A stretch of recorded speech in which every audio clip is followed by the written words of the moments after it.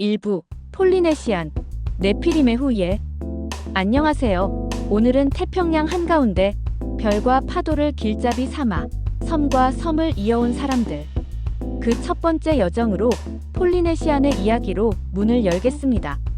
하와이, 사모아, 톤가, 타히티, 그리고 뉴질랜드의 마오리까지. 이 여정에서는 4가지를 함께 걸어가 보려고 합니다. 뿌리 거대한 체격의 비밀, 따뜻한 마음, 그리고 전쟁의 역사와 오늘의 고민까지. 이들은 만나는 순간 누구나 정말 크구나 라는 느낌을 받게 됩니다. 럭비, 미식축구, 씨름 같은 스포츠에서 세계적으로 두각을 나타내는 이유도 여기에 있습니다. 하지만 흥미로운 사실은 거칠고 위협적으로 보이는 거대한 체격과는 달리 속마음은 매우 따뜻하다는 점입니다. 1. 뿌리, 별과 파도가 만든 문명.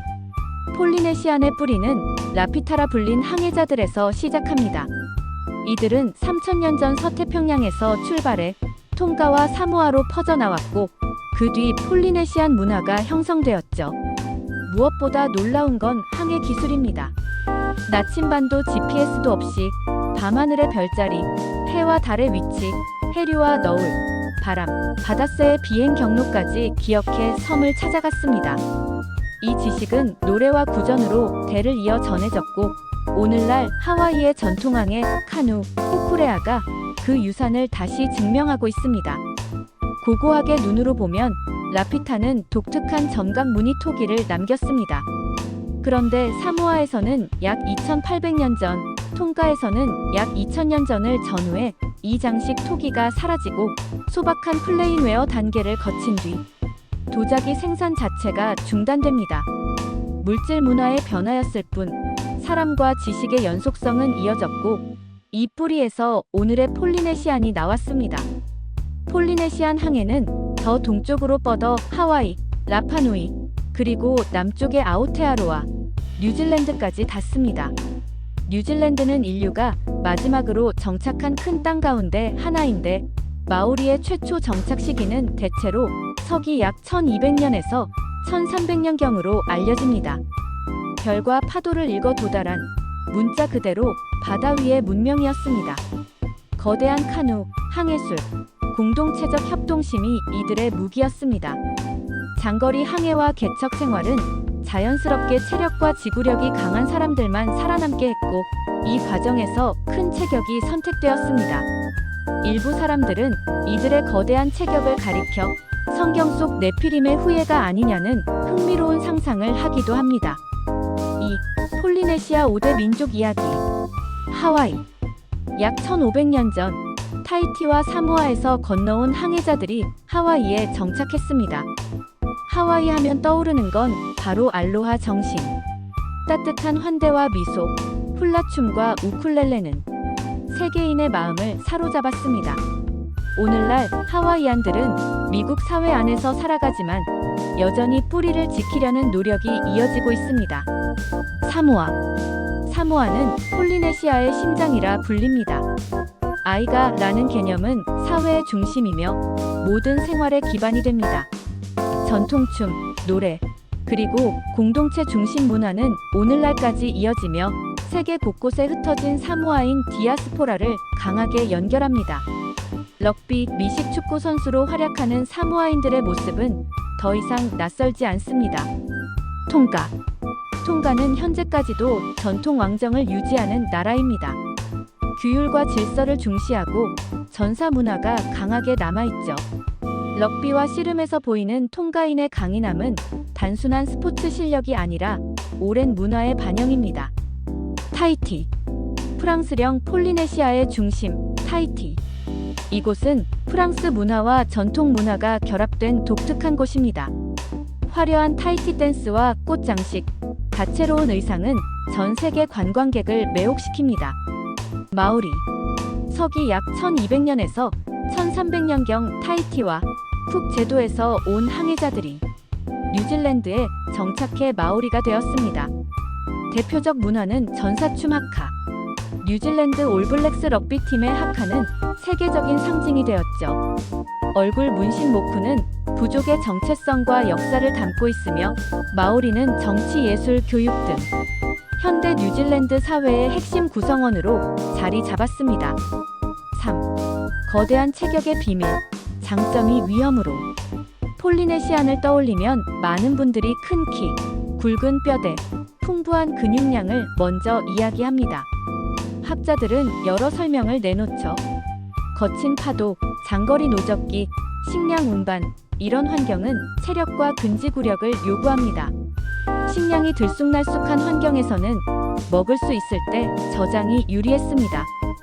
흔히 절약 유전자 가설로 불리는 이야기입니다. 전통적으로 큰 체격을 아름다움, 지도력, 풍요의 표지로 보는 시선도 남아있죠. 다만 현대에 들어 문제는 달라졌습니다. 전통의 코코넛, 생선, 타로 위에 수입 가공식이 빠르게 얹히면서 세계에서 가장 높은 비만, 당뇨 유병률이 나타납니다. 예를 들어 통가의 성인 비만은 여성 57.9%, 남성 45.5%, 사모아는 여성 58.4%, 남성 43.8%로 세계 최상위권입니다. 최근 글로벌 순위 자료에서는 사모아, 통가, 프랑스령, 폴리네시아 등 폴리네시안 지역이 상위를 휩쓰는 모습이 반복적으로 확인됩니다. 당뇨병도 심각합니다. 국제당뇨병연맹은 사모아가 성인 당뇨 유병률 세계 최상위권이라고 경고합니다. 연구 사례를 보면 사모아의 제2형 당뇨는 2010년에서 2018년, 불과 8년 만에 11%에서 29%로 급증한 것을 보여줍니다. 교통, 노동 방식, 식생활이 바뀌면서 과거의 생존에 유리한 체질이 오늘은 건강 위험으로 돌아선 셈입니다. 게다가 어린이, 청소년 비만은 더 빨리 치솟고 있습니다. 유니세프 2025는 이제 전 세계에서 비만 아동이 저체중 아동보다 많다고 보고했는데 니우에, 쿡제도, 나우루 등 태평양 섬들이 가장 높은 수치를 보인다고 지적합니다. 교육, 가격, 마케팅이 만든 먹거리 환경이 아이들을 밀어내고 있다는 절절한 메시지입니다. 4. 따뜻한 마음, 공동체와 기독교.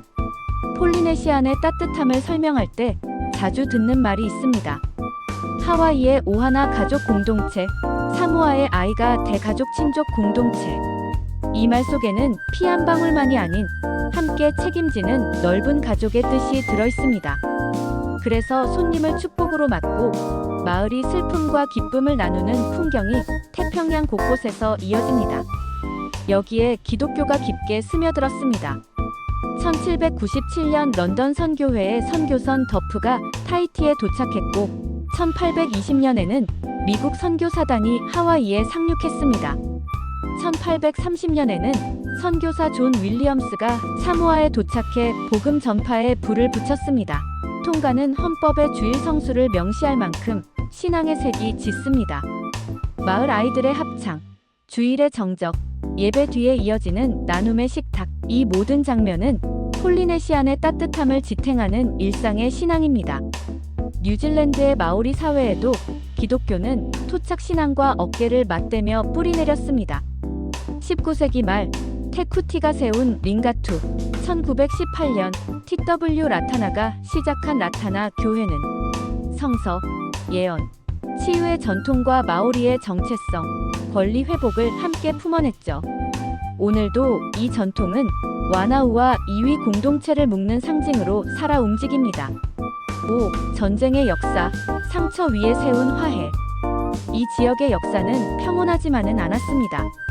뉴질랜드에서는 1845년에서 1872년 뉴질랜드 전쟁이 이어졌고 토지 몰수와 폭력이 깊은 상처를 남겼습니다. 그 후 오늘에 이르기까지 사과, 배상, 조약 이행을 둘러싼 화해의 여정이 계속되고 있습니다. 사모아는 19세기 말 열강의 각축 속에서 1899년 삼국협정으로 동서사모아 분할을 겪었습니다. 이후 서사모아는 1962년 1월 1일 독립했고 같은 해 뉴질랜드와 우호조약을 맺었습니다. 작은 섬들이 겪어야 했던 제국의 침략, 그 흔적은 지금도 정치, 경제, 이주 네트워크 곳곳에 남아 있습니다. 6. 오늘의 고민, 기후, 질병, 그리고 존엄. 폴리네시안이 마주한 오늘의 고민은 분명합니다. 해수면 상승은 삶의 터전을 잠식하고 월파와 침수로 이어집니다. 세계은행은 키리바시, 투발루, 마셜제도 같은 태평양 환초 국가들의 적응 비용이 수십억 달러에 이를 것이라고 추산했습니다. 덩굴처럼 길게 뻗은 가족관계로 인한 해외 이주와 송금이 지역 생존을 떠받치지만 존엄을 지키는 이주는 권리의 문제이기도 합니다. 또한 기후는 건강도 흔듭니다. 2025년 태평양 전역의 댕기열이 급증했고 피지 사모아 통가에서 확진과 사망이 크게 늘었습니다. 기온, 강우, 습도의 변화가 모기 서식지를 넓히면서 전염 시즌이 길어지는 탓입니다. 나는 탄소를 거의 배출하지 않는데 왜 우리가? 이 질문은 이제 도덕과 연대의 문제로 우리 모두에게 돌아옵니다. 그리고 다시 비만, 당뇨입니다. 방금 들으신 대로 수치는 심각합니다. 하지만 폴리네시안의 식탁을 바꾸는 일은 동시에 문화와 존엄을 지키는 일이기도 합니다. 싸고 달고 배부른 것의 유혹을 이기기 위해서는 가격, 광고, 학교 급식, 지역 공동체의 힘이 함께 움직여야 합니다. 이미 각 나라 보건부, 교회, 마을이 힘을 모으고 있습니다. 가족을 살리는 밥상, 폴리네시안의 언어로 말하면 오하나, 아이가의 식탁을 되찾는 일이죠. 오늘 우리는 폴리네시안의 뿌리, 큰 체격의 이유와 그 명암, 기독교가 더한 따뜻함, 전쟁의 상흔과 오늘의 숙제를 함께 나누었습니다. 다음 화에서는 멜라네시안으로 넘어가 전혀 다른 기후와 언어, 체격의 스펙트럼을 살펴보겠습니다. 이 영상이 마음에 드셨다면 구독과 좋아요로 다음 여정을 함께 해주세요. 고맙습니다.